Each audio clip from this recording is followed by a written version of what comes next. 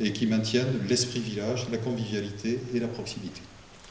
C'est le deuxième volet. Le troisième volet, vous l'avez compris, c'est le tram. Alors il ne se passe pas un jour actuellement sans que Sud-Ouest ne parle du tram dans l'agglomération, du tram à Gradignan, puisque en période préélectorale, évidemment, la surenchère monte et certains, s'inquiétant pour leur sort, font monter un petit peu les propositions en se disant peut-être à Gradignan, il faudrait faire de meilleures propositions. Nous n'avons pas encore le tram, mais nous l'aurons. Qu'est-ce qui me fait dire ça? En 7 ans, nous avons franchi de très très nombreuses étapes. Je me souviens dans ce lieu, en 2006, présentant mes vœux aux acteurs économiques et sociaux, j'ai lancé ce qui est devenu une traînée de poudre tout de suite. Il nous faut, à Gradignan, faire revenir le tram. Pas le faire venir, le faire revenir. Renouer avec un mode de transport qui soit à la hauteur des attentes d'un vaste territoire. Le Sud-Gironde, les communes de Talence et de Gradignan, le domaine universitaire qui est aujourd'hui saturé et qui n'a pas suffisamment de modes de transport collectif, la gare de la Médoquine qui un jour sera réouverte et qui offrira un potentiel de déplacement extrêmement important, le centre hospitalier universitaire, Pellegrin, Bordeaux 2, les formations de santé, l'université de Bordeaux maintenant, en connexion avec les lignes A et B et les boulevards. Il y a un potentiel assez extraordinaire pour faire une ligne transversale qui n'a pas d'équivalent aujourd'hui dans la communauté urbaine de Bordeaux. Je me souviens du président de la communauté urbaine de l'époque, à qui j'ai présenté ce projet. Il était par ailleurs, il est toujours président de la région Aquitaine, ça ne lui a pas plu. Et donc, il l'a enterré. Et j'ai attendu 2008 pour que l'actuel président de la communauté urbaine de Bordeaux accepte de faire des études. Des études ont été faites, et puis il y avait des demandes de partout, et l'agence d'urbanisme a étudié 50 axes, et au final, on a retenu 4, et a convenu que Gradignan faisait partie des priorités pour un mode de transport collectif lourd. C'est ainsi que les études se sont poursuivies, jusqu'à ce qu'il y a 2 ans, on nous fasse une proposition tout à fait dérisoire et méprisante, en nous disant, bien finalement, il faut faire un transport en commun site propre, mais un bus qui va passer sur les voiries et qui passerait au centre de Gradignan, mais au milieu de la circulation. Nous avons dit à la communauté urbaine, vous pouvez le garder, ne faites pas de frais, ça ne servira à rien, ce n'est pas ce que nous voulons.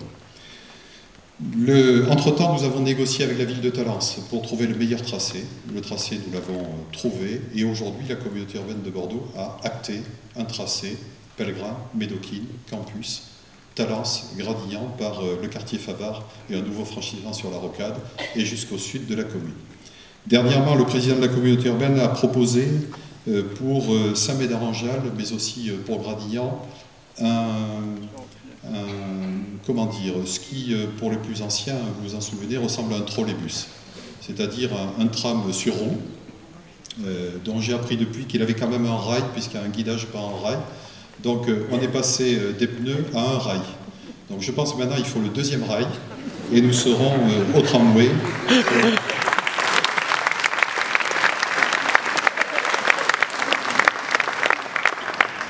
Nous serons bientôt au tramway parce que l'évidence s'imposera, et plus aucun expert aujourd'hui ne peut contredire cette thèse.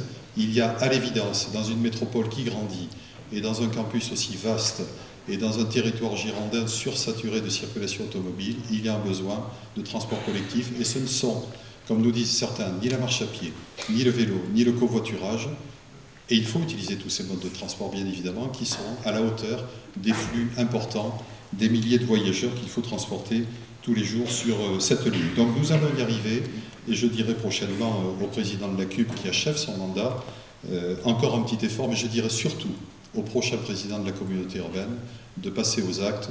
Et c'est bien l'enjeu de cette élection, vous l'avez bien compris, c'est que la communauté urbaine renouvelle sa gouvernance, que des choix favorables soient faits en faveur de Gradignan, parce qu'il n'est plus supportable aujourd'hui d'accepter ce que je qualifie d'inégalité territoriale. Si nous avions appliqué aux nouvelles lignes, aujourd'hui le tram de Blanquefort et le tram qui va jusqu'au fin fond d'Aisine, Cantinol, je ne sais pas si vous connaissez Cantinol, si nous appliquions à ces secteurs-là qui ont été décidés les mêmes critères que ceux que l'on voudrait nous appliquer à Gradignan, nous ne ferions jamais ces lignes-là, en tous les cas nous ne les ferions pas aussi loin.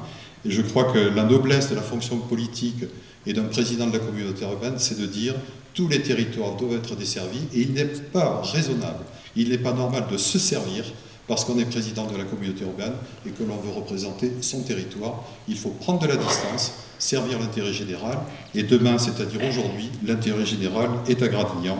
Tout dépendra du futur président de la République.